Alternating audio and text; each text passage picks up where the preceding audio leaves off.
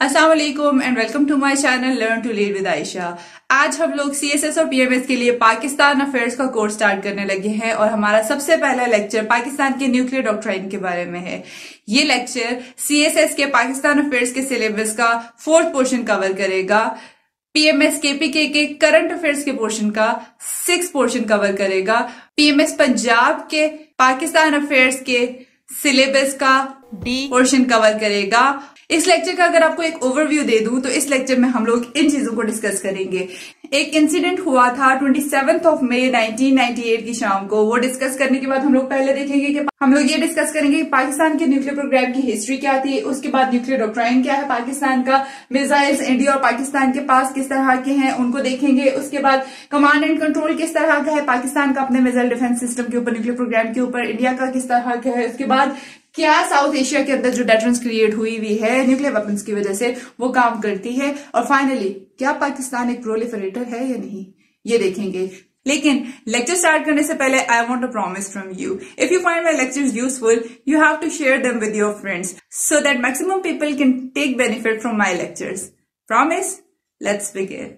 27 मई 1998 की शाम को पाकिस्तान की इंटेलिजेंस एजेंसीज की तरफ से कॉल गई पाकिस्तान के प्राइम मिनिस्टर हाउस, और ये बताया गया कि सऊदी अरब की इंटेलिजेंस एजेंसीज के थ्रू ये बात पता लगी है कि कुछ इसराइली एयरक्राफ्ट हैं जो कि इंडिया की एयर बेसिस के ऊपर से उड़े हैं, पाकिस्तान की न्यूक्लियर फैसिलिटीज को डिस्ट्रॉय करने के लिए आ रहे हैं जो कि कहूटा में है, और जो हम लोगों ने न्यूक्लियर टेस्टिंग के लिए साइट्स बनाई हुई हैं बलूचिस्तान के अंदर उनको डिस्ट्रॉय करने का उनका एम है, और वो पाकिस्तान से सिर्फ 7 घंटे दूर हैं। इसकी वजह से बहुत ज्यादा क्योस क्रिएट हो गया। सब ये बात जानते थे कि इस डेट से 2 हफ्ते पहले ही यानी कि 11 मई और 13 मई 1998 को इंडिया ने 2 न्यूक्लियर एक्सप्लोजन्स किए थे राजस्थान के अंदर पोकारा नामी जगह पर।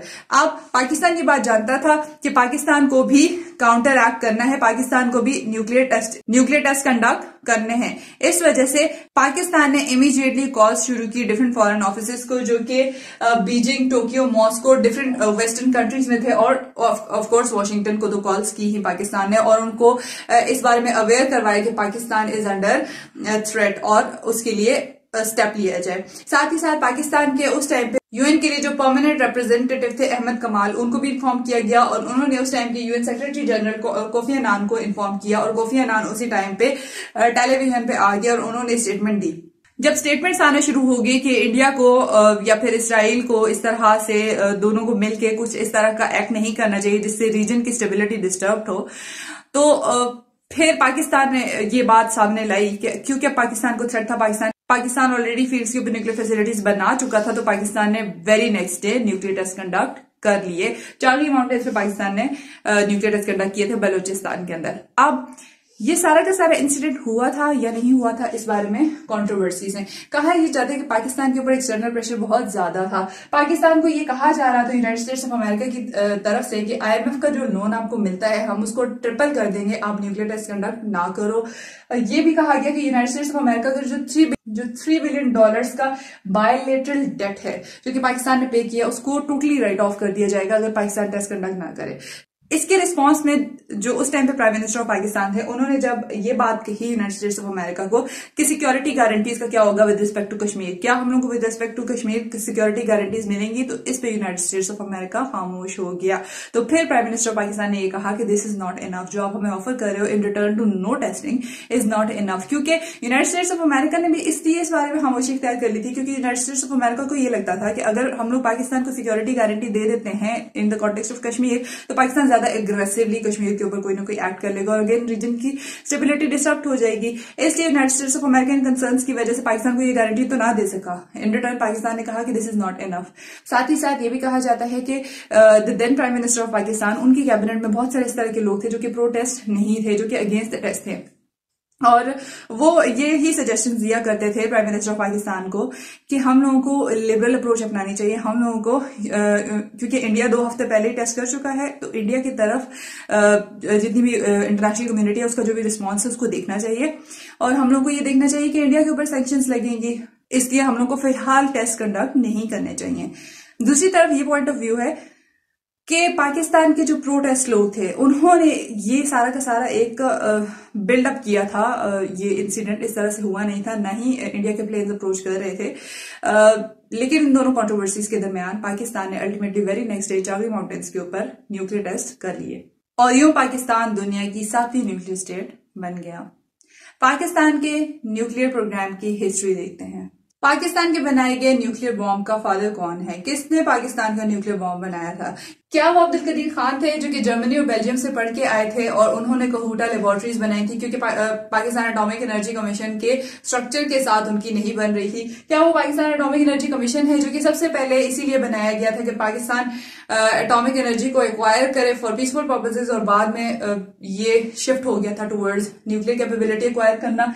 क्या वो भुट्टो हैं जिन्होंने 1965 में ही ये बात कह दी थी कि if India builds a bomb we will eat grass और leaves, even go hungry but we will get one of our own? ये बात भुट्टो ने 1965 में ही कह दी थी क्योंकि उनको ये बात क्योंकि वो एंटिसिपेट करते थे कि इंडिया इज ऑन इट और इंडिया बनाएगा न्यूक्लियर वेपन। या फिर वो समर मुबारकमद थे जिन्होंने एक्चुअली न्यूक्लियर टेस्ट कंडक्ट किए थे, उस टाइम पे साइट पे मौजूद थे। सबसे पहले अगर हम लोग भुट्टो की बात करें तो भुट्टो ने 1960s में ही न्यूक्लियर प्रोग्राम की तरफ अपना टिल्ट कर लिया था और न्यूक्लियर वेपन बनाने की कोशिशें शुरू कर दी थी। भुट्टो इस बारे में बहुत ज्यादा एंथुजियास्टिक भी थे और इस बारे में 1972 में जो भुट्टो ने एक मीटिंग की थी मुल्तान के अंदर, वो काफी फेमस है, उसका काफी जिक्र रहता है। 1972 में भुट्टो ने मुल्तान में एक मीटिंग की थी और उस मीटिंग के दौरान जो इंटरनेशनल एटॉमिक एनर्जी एजेंसी के वियतनाम ऑफिस में पाकिस्तानी सर्व कर रहे थे, मुनीर अहमद खान उनका नाम था। भुट्टो ने जब उनसे पाकिस्तान के न्यूक्लियर प्रोग्राम के बारे में पूछा, क्योंकि तब तक कैनअप बन चुका था, तब तक पाकिस्तान का एटॉमिक एनर्जी कमीशन बन चुका था, तो मुनीर अहमद खान का ये कहना था कि पाकिस्तान का न्यूक्लियर प्रोग्राम जो है उसमें प्रोग्रेस बहुत ज्यादा स्लाइड हो रही है, इसकी वजह से मीटिंग काफी वायलेंट होगी। भुट्टो को ये बात पसंद नहीं आई और भी कुछ इस तरह की बातें हुई थी। मीटिंग डिस्पर्स होने लगी थी तो भुट्टो ने अपना कैरिज्मा यूज किया, अपनी कैरिज्मेटिक पर्सनालिटी यूज की और नेशनलिज्म की बात करते हुए लोगों को इस बात पे परसुएड किया कि हम न्यूक्लियर वेपन बना के रहेंगे।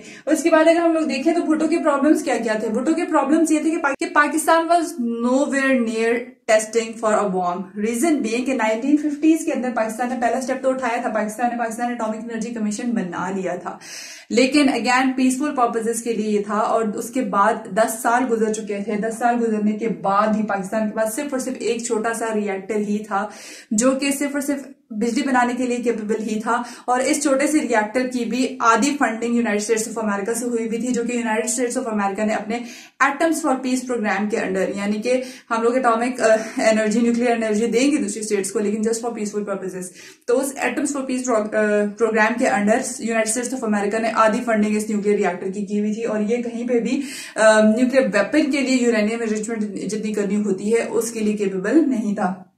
उसके बाद एक मेजर स्टेप जो पाकिस्तान ने उठाया वो कनाडा की हेल्प से पाकिस्तान ने कैनअप बनाया 1965 में और कैनअप का ये फायदा था कि कैनअप न सिर्फ पीसफुल पर्पसेस के लिए इलेक्ट्रिसिटी जनरेट कर रहा था बल्कि साथ ही साथ कैनअप प्लूटोनियम प्रोड्यूस कर सकता था और प्लूटोनियम के पोटेंशियल मिलिट्री यूजेस होते हैं, यानी कि प्लूटोनियम को यूज करके बनाया जा सकता था न्यूक्लियर वेपन। उसके बाद अगर हम लोग देखें तो क्योंकि कैनअप प्लूटोनियम प्रोड्यूस कर रहा था इसलिए इंटरनेशनल कंसर्न्स भी बहुत ज्यादा थे, तो इंटरनेशनल सेफ गार्ड के अंडर रखा गया कैनअप को।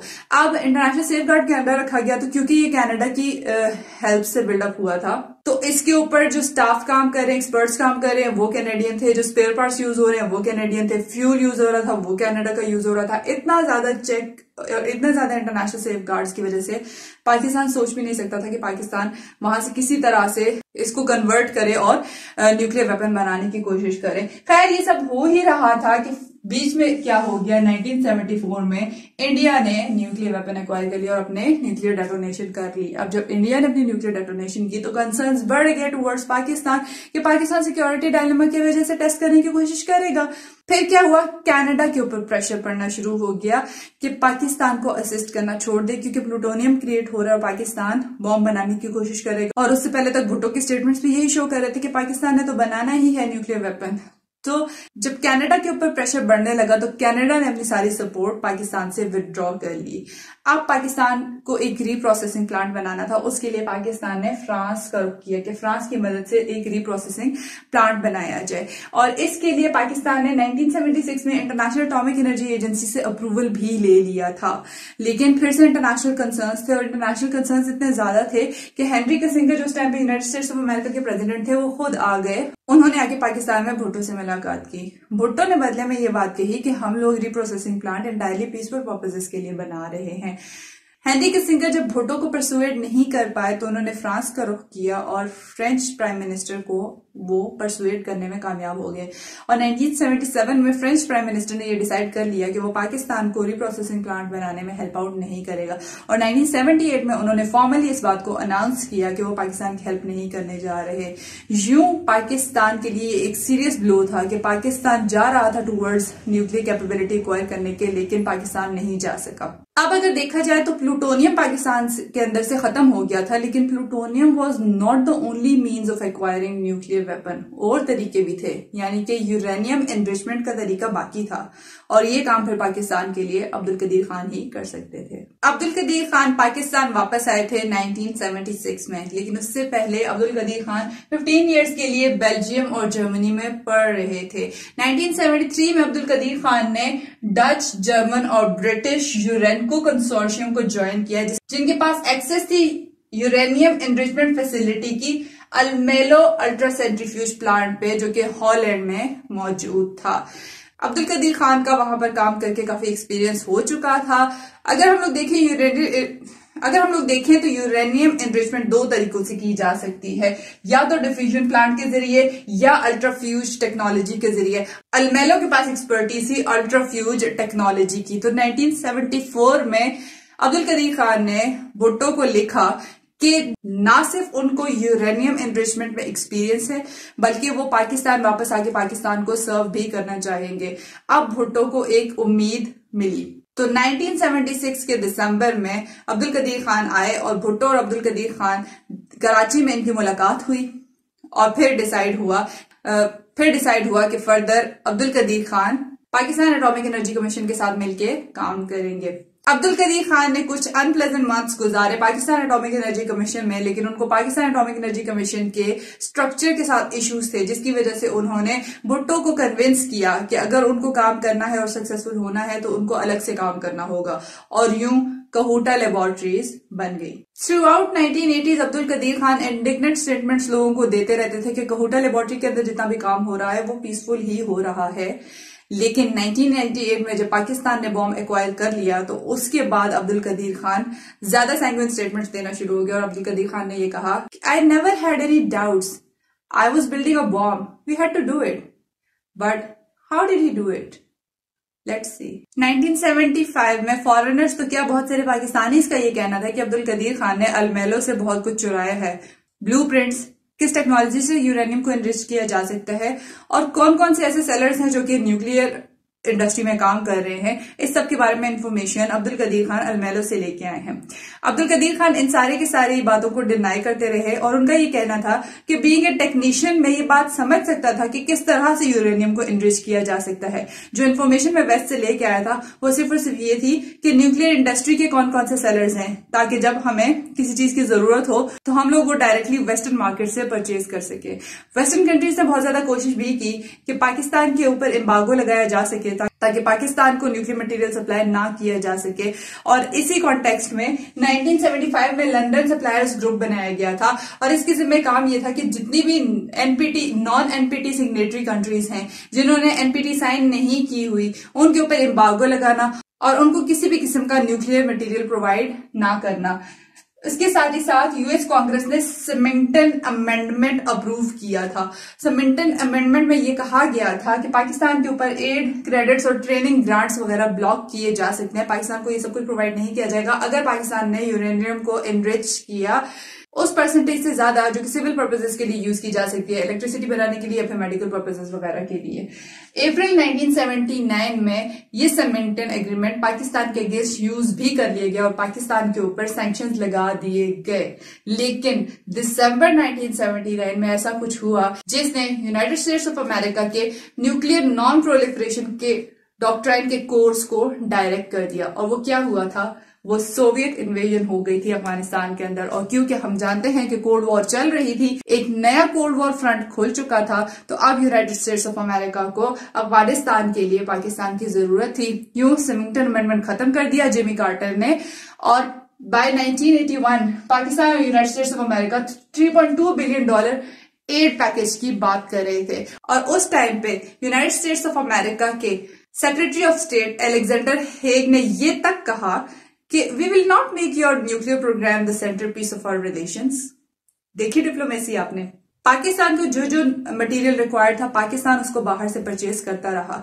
पाकिस्तान के ऊपर क्योंकि इस तरह से एम्बार्गो लगता रहा, पाकिस्तान को कोई भी मटेरियल नहीं मिल रहा था, लेकिन वेस्टर्न कंपनीज खुद पाकिस्तान को लिखा करती थी कि आपको जो जो मटेरियल चाहिए वो आप हमसे एक्वायर करें। और यूं अब्दुल कदीर खान का ये कहना है कि we purchased whatever we required, और यूं पाकिस्तान अपने न्यूक्लियर प्रोग्राम को परस्यू करता रहा। बाय 1978 अब्दुल कदीर खान मैनेज्ड कि वो 3% तक यूरेनियम को एनरिच कर चुके थे, लेकिन क्योंकि न्यूक्लियर वेपन के लिए 90% यूरेनियम एनरिचमेंट चाहिए होती है और उससे अभी तक अब्दुल कदीर खान बहुत ज्यादा दूर थे। बहुत सारे सेंट्रीफ्यूजेस चाहिए थे, बहुत सारे सेंट्रीफ्यूजेस चाहिए थे, बहुत सारे इंपॉर्टेंट टेक्निकल रिक्वायरमेंट्स थी जो कि उनको पूरा करनी थी।